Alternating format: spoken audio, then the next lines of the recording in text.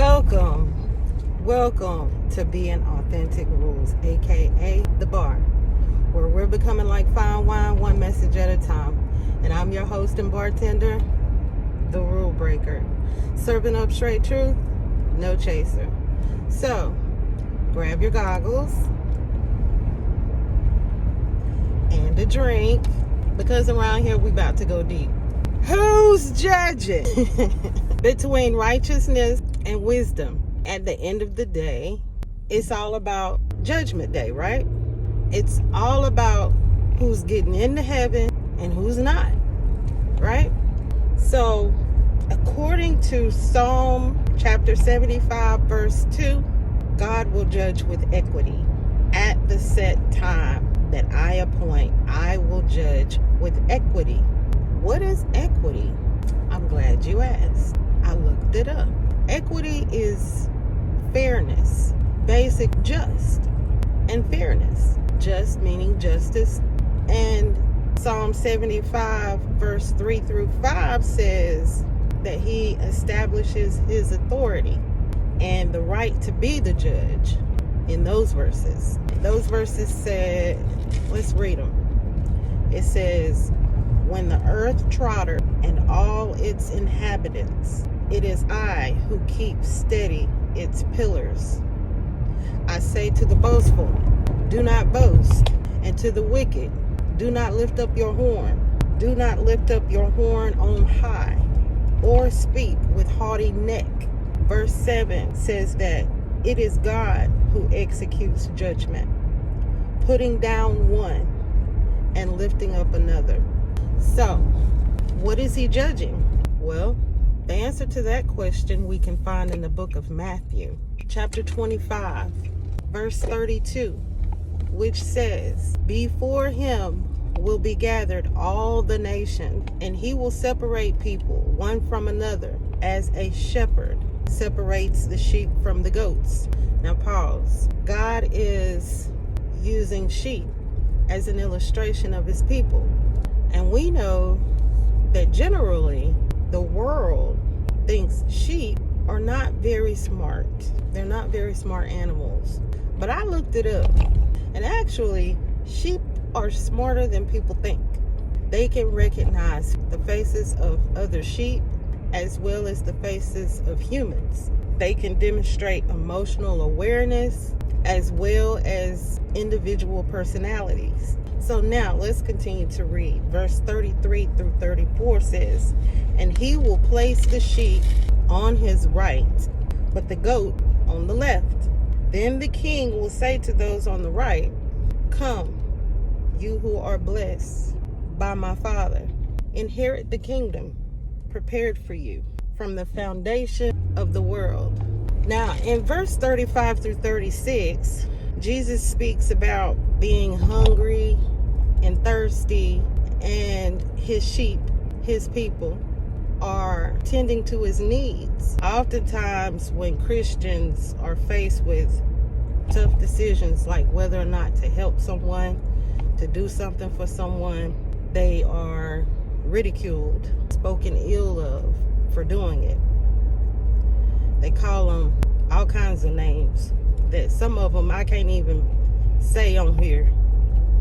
They're too bad to say. You will be told that you were a dummy, you're stupid, you're naive, for trying to help someone that you perceive to be in distress, and who's telling you that they need help.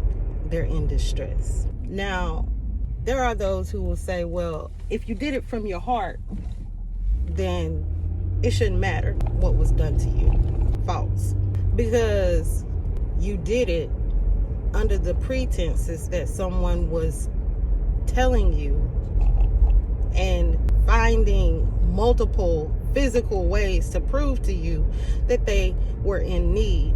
It's almost like you're making the perpetrator the victim in the situation, which makes no sense.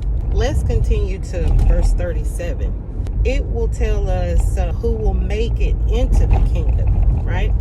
And verse 37 says, then the righteous will answer him, saying, Lord, when did we see you hungry and feed you, or thirsty and give you drink? Now pause. That verse just said, then the righteous will answer.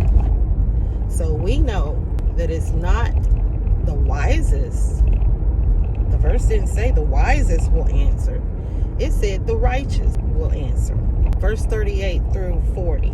And when did we see you a stranger and welcome you, or naked and clothe you? And when did we see you sick or in prison and visit you? And the king will answer them, truly I say to you, as you did it to one of the least of these, my brothers, you did it to me. Now pause. So what did he say basically? He's basically saying the things and the behavior considered unwise by the world and their standards can be righteous acts by God's standards. I'm not saying that you should be out here being just loose with your purse strings, but I am saying oftentimes the world's standard of being wise is completely opposite of what God say we should do. So we have to be careful when we walk that line. I said in another video that we read the scripture about it being a narrow road to heaven.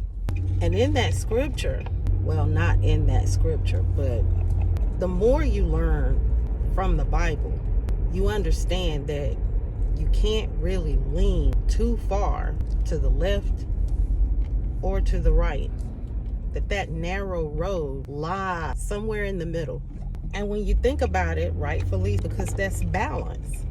And a lot of times the judgment of God, the scale is used to signify balance, justice. So you don't want to lean one way or the other too far. And really in doing so, well, we'll get to that in a minute. Now we know that Abraham, we know that we all fall under the inheritance that God and the promises that God gave to Abraham, even though we've been grafted in, some of us, into the sheepfold. And we know when we look back at those verses that Abraham was considered righteous, not the wisest, righteous. He was considered a friend of God because he walked with God. And he was considered righteous because he trusted God. So God counted him as faithful. And we know that scripture says that it's impossible to please God without faith. So when we trust God in all situations, even when someone does things to hurt us because we were doing for them out of the goodness of our heart, we know that we serve a God of justice and equity. Therefore, righteous acts are always wise, but the wisest acts are not always righteous. If I had to choose between doing what's right and doing what the world considers as wise, I think I prefer to do what's right with the Lord's help, of course. So that's the answer to the question for today, in my opinion. Why don't you leave me a comment and let me know what you think? Is it righteousness over wisdom for you? Is it wisdom over righteousness? I'm excited to see what you say. I hope this has helped someone, and I hope you have a wonderful day.